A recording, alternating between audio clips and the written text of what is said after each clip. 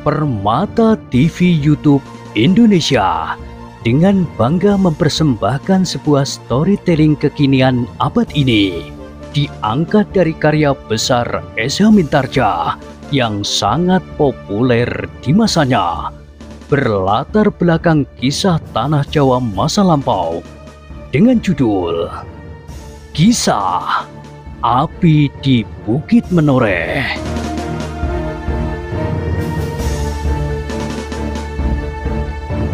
Pada kesempatan yang sangat baik ini, kita masuk pada episode yang ke-540. Selamat menikmati.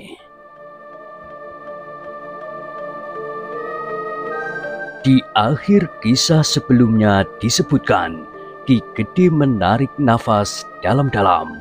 Sekilas terkenang olehnya betapa Kiai Gringsing itu selalu menghindari pertemuan dengannya. Semenjak disangkal putung dan saat-saat kemudian Kiai Gringsing tidak pernah berhasil dijumpainya. Hanya anaknya sajalah yang selalu bertemu dan bahkan bekerja bersamanya. Ada sesuatu yang menarik pada dukun itu, berkata Ki Gede Pemanahan. Karena itu, jika aku mengundangnya, bukan semata-mata karena aku mencemaskan sakitku. Aku memang ingin bertemu dengan orang yang menyebut dirinya Kiai Gringsing. Orang yang memiliki kemampuan menyembuhkan orang sakit dan sekaligus kemampuan bermain-main dengan cambuk. Ki Lurah Beranjangan merenung sejenak, lalu katanya, "Jadi apakah Ki Gede sependapat bahwa aku akan membicarakannya dengan Raden Sutawijoyo?" Ki Gede tidak segera menyahut, bahkan ia pun kemudian bertanya, "Apakah kau tahu di mana Sutawijoyo sekarang?" Ki Lurah Beranjangan termangu-mangu sejenak, namun kemudian katanya, "Seorang pengawal sudah berusaha menjumpainya, tetapi Raden Sutawijoyo tidak ada di beberapa tempat. Terakhir, para pekerja yang sedang menyelesaikan sebuah parit di sebelah selatan mengatakan bahwa Raden Sutawijoyo sedang pergi sebentar untuk melihat bulan purnama terbit." "Hei?" Ki Gede Pemanahan mengerutkan keningnya, namun kemudian ia pun tersenyum. Katanya, "Apakah kau akan mencarinya ke tempat purnama itu terbit di Cakrawala?"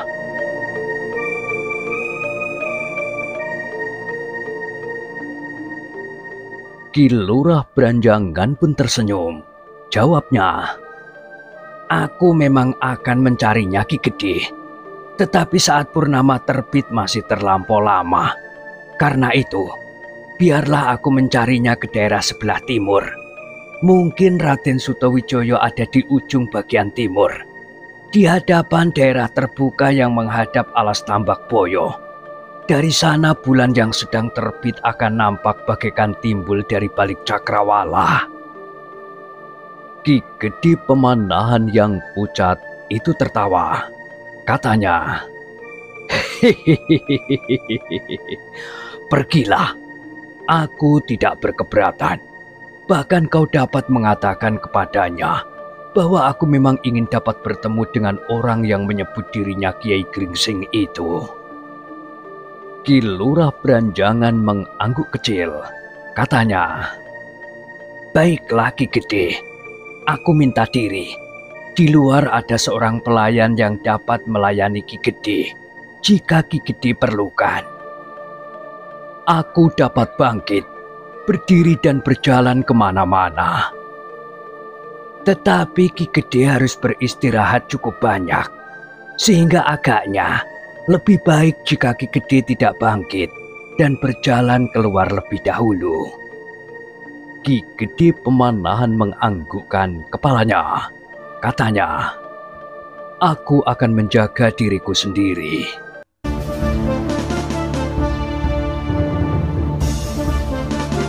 Demikianlah, maka Ki Lurah Beranjangan pun meninggalkan Ki Gede Pemanahan. Ia segera menyuruh seorang pengawal menyiapkan kudanya. Ia sendiri ingin mencari Raden Sutawijaya sampai ketemu, dan kemudian bersama-sama pergi ke Menoreh untuk minta Kiai Gringsing datang berkunjung ke Mataram.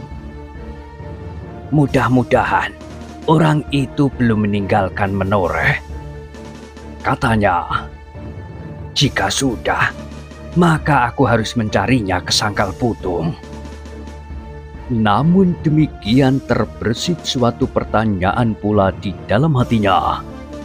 Ki Gede Pemanahan menaruh minat atas kehadiran Kiai Gringsing bukan untuk mengobatinya, namun agaknya ada sesuatu yang memang menarik perhatiannya pada Kiai Gringsing itu sendiri.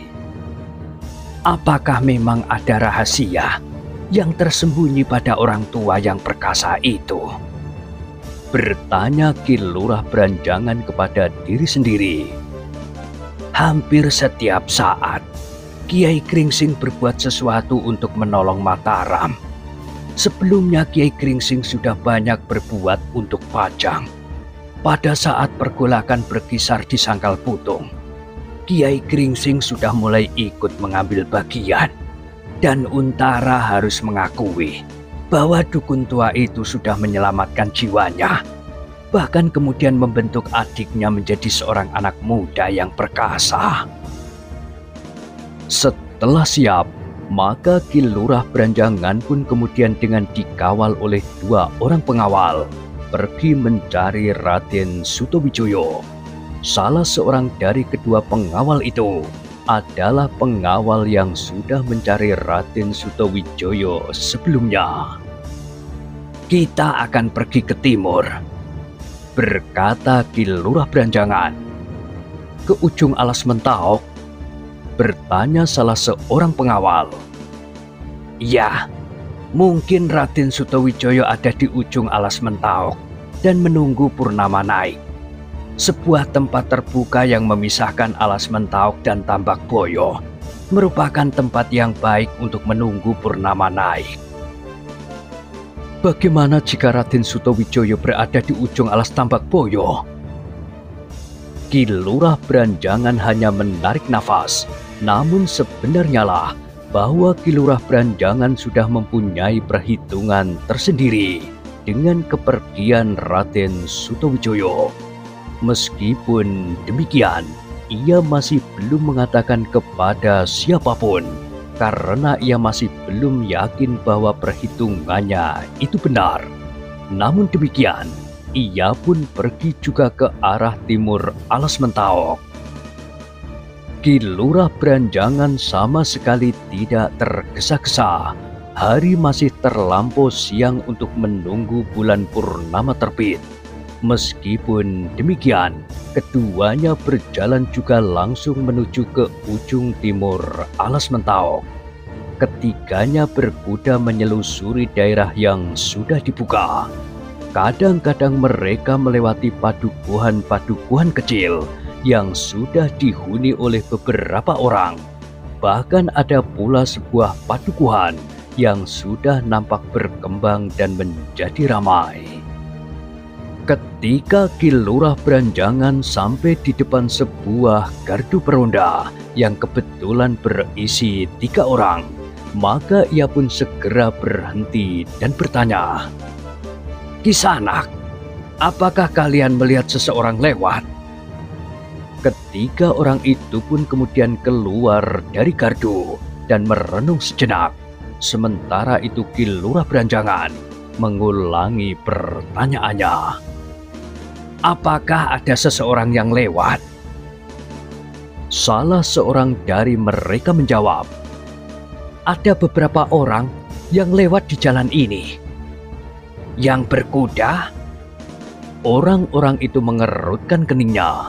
Salah seorang menjawab, "Selama kami ada di gardu ini, kami tidak melihatnya." "Apakah kalian bertugas meronda di siang hari begini?"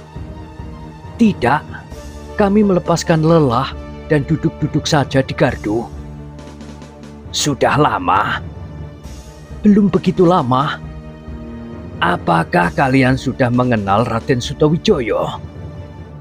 Oh, tentu. Raden Sutawijoyo yang aku maksud lewat melalui jalan ini. Apakah kalian melihatnya? Mereka saling berpandangan sejenak, kemudian hampir bersamaan mereka menggeleng.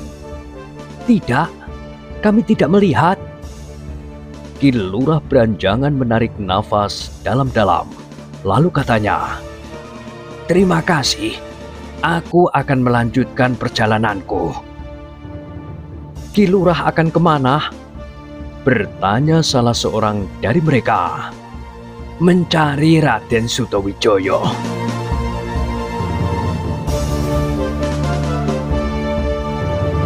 Demikianlah, maka Ki Lurah Beranjangan dan kedua pengawalnya pun segera meneruskan perjalanan.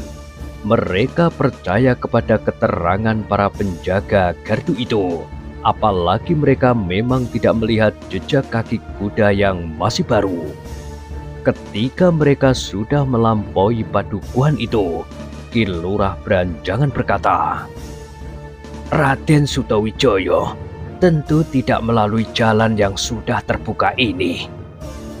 Apakah ada jalan yang lain?" bertanya pengawal itu.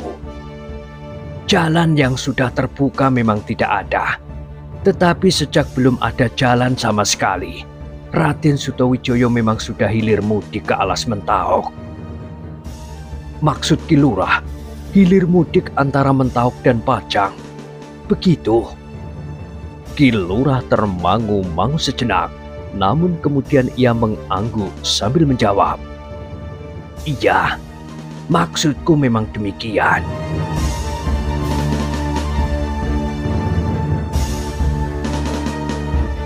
Ketiganya pun kemudian berdiam diri. Mereka memandang jalur jalan di hadapan mereka.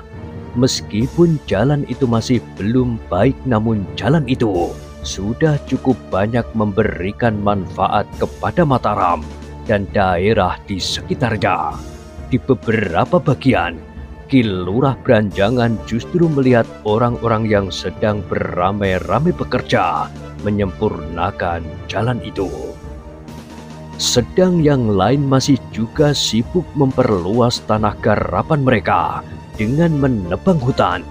Di beberapa gardu tampak orang-orang yang sedang beristirahat sambil mengunyah makanan setelah mereka memeras keringat menyempurnakan padukuhan masing-masing.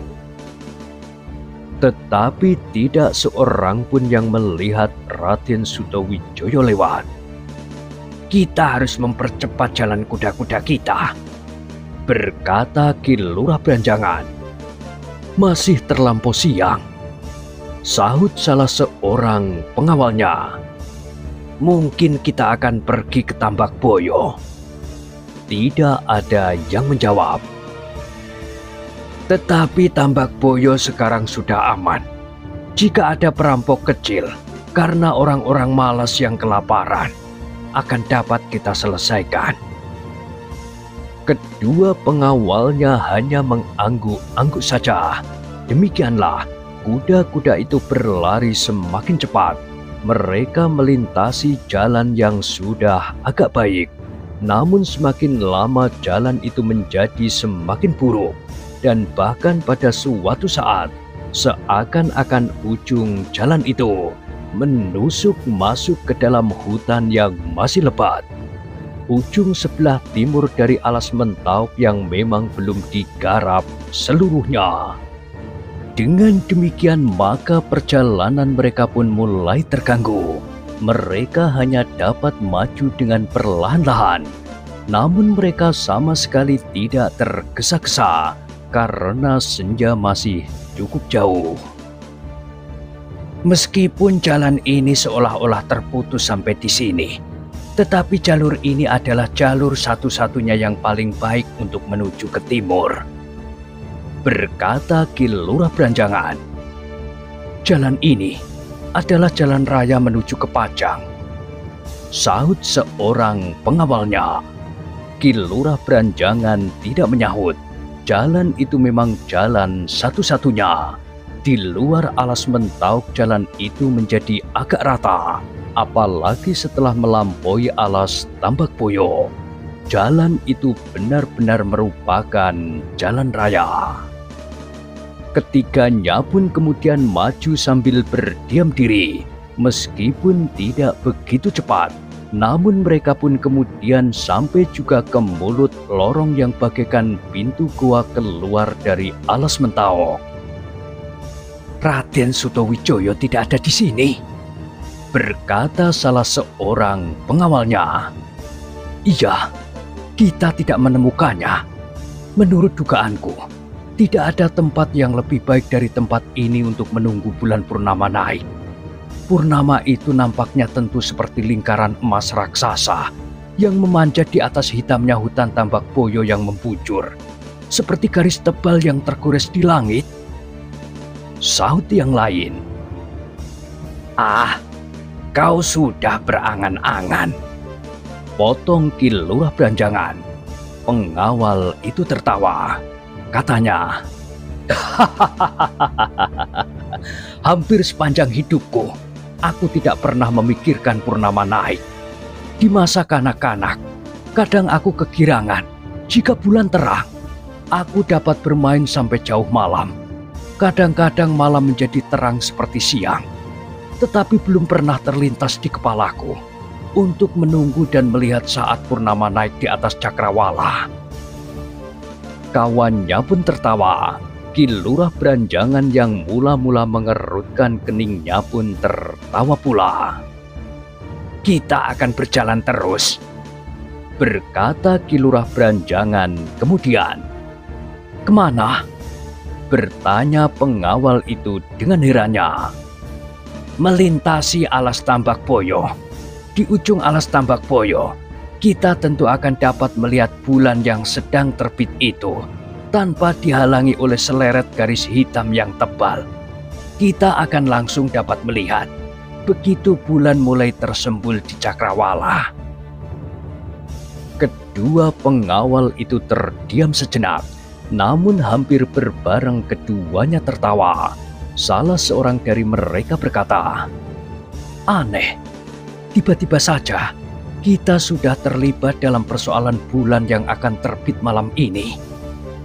Kedua orang yang lain pun tertawa pula berkepanjangan. Namun demikian Ki Lurah Branjangan berkata, "Marilah, kita akan tetap berjalan terus."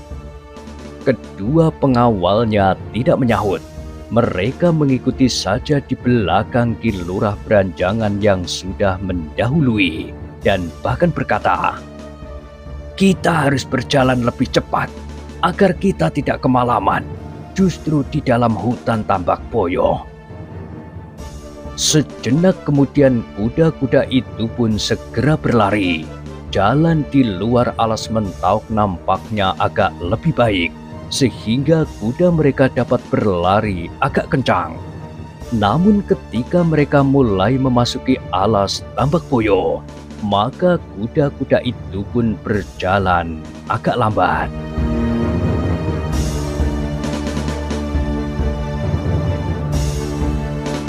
Jalan ini sudah menjadi jauh lebih baik sejak tidak banyak lagi gangguan, berkata Ki Lurah Branjangan. Di waktu-waktu terakhir, sudah banyak para pedagang yang hilir mudik lewat jalan ini. Karena itu perbaikan jalan di ujung alas mentauk itu harus dipercepat agar arus perdagangan menjadi lebih lancar. Jalan itu sudah jauh lebih baik dari beberapa pekan yang lampau, berkata seorang pengawalnya. Tetapi masih dapat menjadi lebih baik lagi. Ketiganya tidak berbicara terlampau banyak lagi. Jalan di hutan Tambak Boyo itu pun masih perlu mendapat perhatian. Orang-orang Mataram lah yang paling berkepentingan untuk membuat jalan itu benar-benar menjadi jalan yang dapat dilalui dengan baik. Kita akan terlambat sampai di ujung hutan ini, berkata salah seorang pengawal itu tiba-tiba. Iya, kita akan keluar dari hutan ini setelah purnama terbit. Sahut pengawal yang lain. Itu tidak penting. Raden Sutawijaya akan tetap berada di sana jika ia memang pergi ke sana. Jika ia sudah kembali, jalan ini adalah jalan yang akan dilaluinya. Jika Raden Sutawijaya memilih jalan lain, melintas hutan yang pepat seperti yang sering dilakukan, kita tidak akan berjumpa di jalan ini. Kedua pengawal Ki Lurah Branjangan itu tidak menjawab, tetapi ada semacam keseganan di dalam hati mereka untuk menyelusuri jalan itu mencari Raden Sutawijaya. Apalagi dalam ketidakpastian seperti itu, seakan-akan mereka sedang melakukan pekerjaan yang tidak berguna sama sekali. Apalagi jalan yang mereka lalui, meskipun sudah tenang, namun mereka masih harus berwaspada. Terlebih-lebih lagi, warna kelabu mulai membayang di langit yang kemerah-merahan.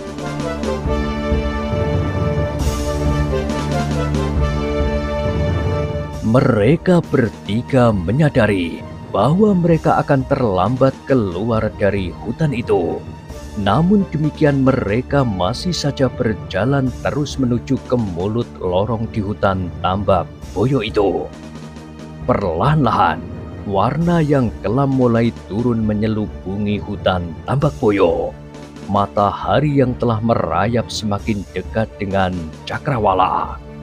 Ketiga orang Mataram itu berjalan terus sambil berdiam diri. Sekali-sekali mereka menengadahkan wajah ke langit, dan dilihatnya senja menjadi semakin buram. Ki Lurah Branjangan mencoba mempercepat lari kudanya.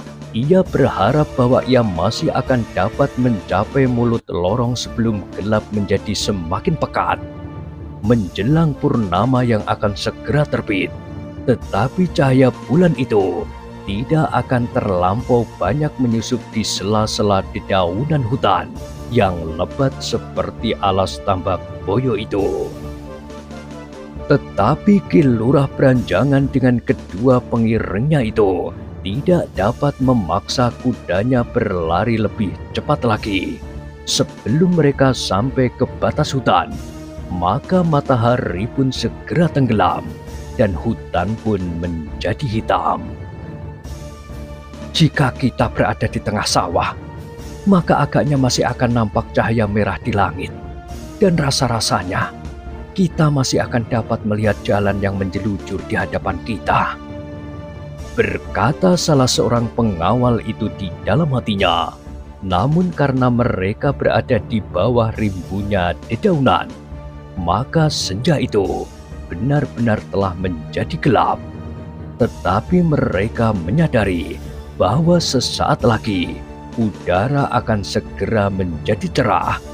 Bulan purnama akan segera terbit dan menerangi langit. Namun hutan ini akan tetap gelap. Gumam pengawal itu pula di dalam hati.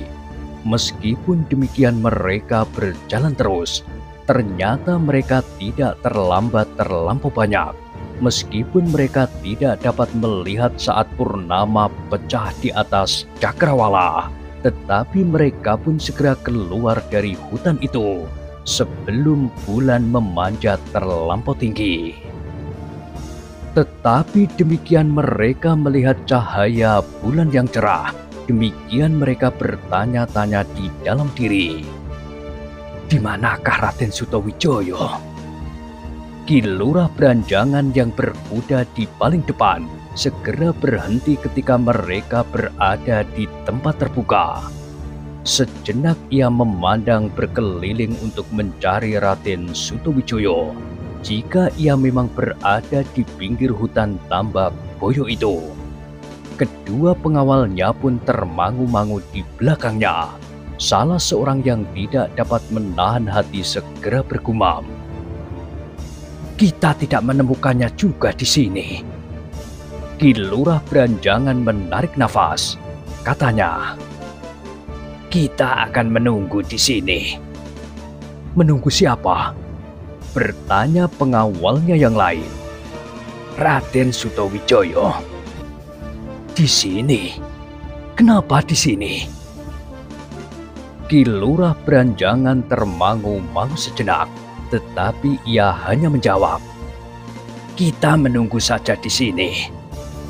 Kedua pengawalnya pun menjadi heran, apalagi ketika mereka melihat Ki Lurah Beranjangan turun dari kudanya, ditambatkannya kudanya pada sebatang pohon perdu di atas rerumputan yang hijau.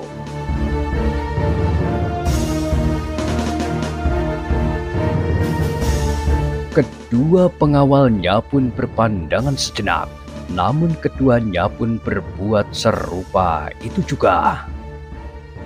"Kita duduk di sini," berkata Ki Lurah Beranjangan. Kedua pengawalnya bagaikan terpukau oleh perintah itu, dan mereka pun duduk dengan tidak banyak pertanyaan. "Kita menunggu Raden Sutawijaya." "Aku tidak mengerti," seorang pengawalnya berdesis.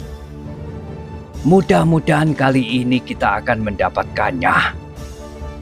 Sambil menggelengkan kepalanya, pengawal yang sudah mencari Raden Sutawijaya lebih dahulu itu bergumam, "Benar-benar membingungkan. Apakah sekarang ini Raden Sutawijaya sedang tidak berada di mana-mana seperti yang dikatakan orang?" Ki Lurah Beranjangan memandang pengawal itu sejenak, lalu katanya, "Mudah-mudahan ia akan berada di tempat ini. Kita menunggu semalam ini." "Semalam suntuk?" bertanya pengawal yang lain. "Iya, sampai Raden Sutawijaya datang." Pengawal itu mengeluh, katanya, "Dingin. Dan sejak siang tadi aku belum makan."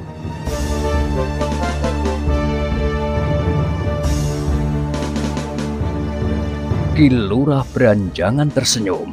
Jawabnya, "Kau adalah seorang pengawal, dan kau mempunyai kedudukan seperti seorang prajurit.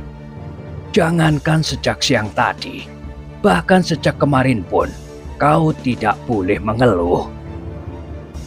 "Jika aku berada di peperangan, aku tidak akan mengeluh.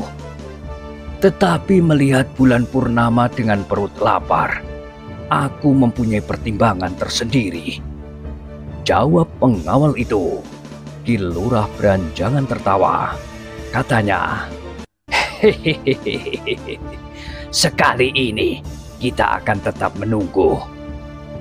Terdengar pengawal itu berdesah, dan Ki Lurah Beranjangan berkata, "Kita akan berjaga-jaga bergantian.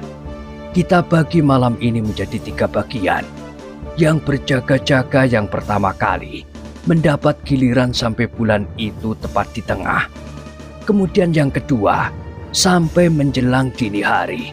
Dan yang ketiga sampai matahari terbit besok pagi." "Siapa yang pertama?" bertanya pengawal yang seorang. "Terserah, aku yang pertama." Demikianlah mereka telah membagi diri. Meskipun demikian, kedua orang yang tidak sedang bertugas pun tidak segera dapat tidur, karena malam masih terlampau dangkal.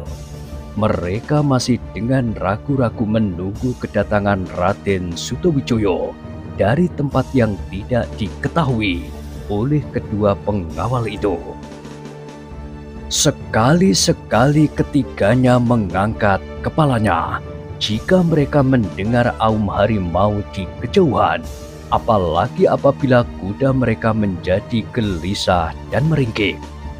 Tetapi jika kuda-kuda itu menjadi tenang kembali, maka ketiga orang pengawal dari Mataram itu sempat melihat dedaunan yang kekuning-kuningan diwarnai oleh cahaya bulan yang terang mengapung di langit.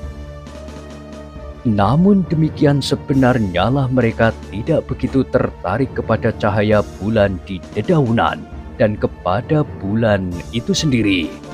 Mereka menjadi benar-benar merasa jemu. Meskipun demikian, Mereka telah memaksa diri untuk menunggu di tempat itu semalam suntuk seperti yang dikatakan oleh Ki Lurah Beranjangan.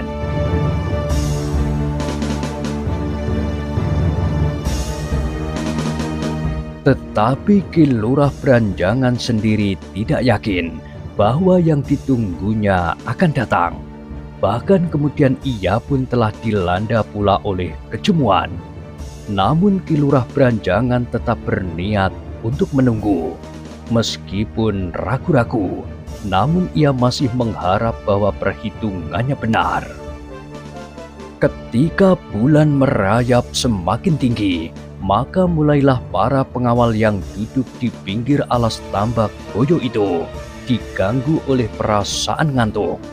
Mereka menyelimuti diri mereka dengan kain panjang untuk melindungi gigitan nyamuk yang tiada henti-hentinya mengganggu mereka. Kemudian dua orang yang tidak sedang bertugas berjaga-jaga segera mencari sandaran, dan sejenak kemudian maka mereka pun segera tertidur.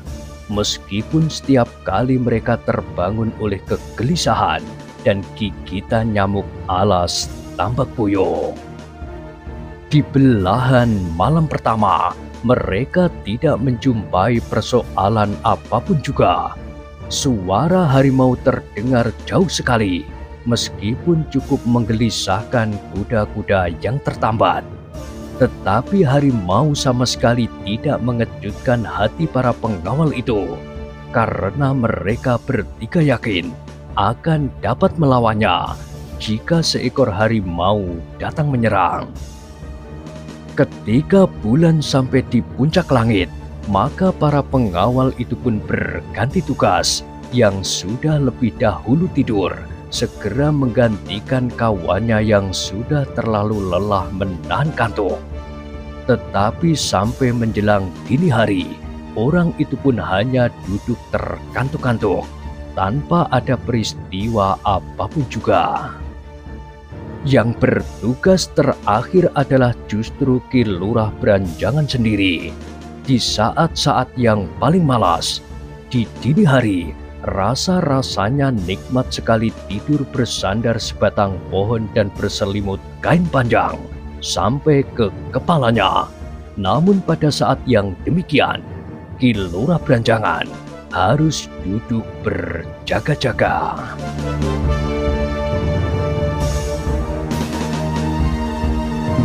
Nah, bagaimanakah kisah selanjutnya?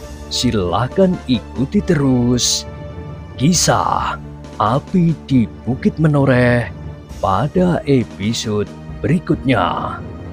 Sampai jumpa.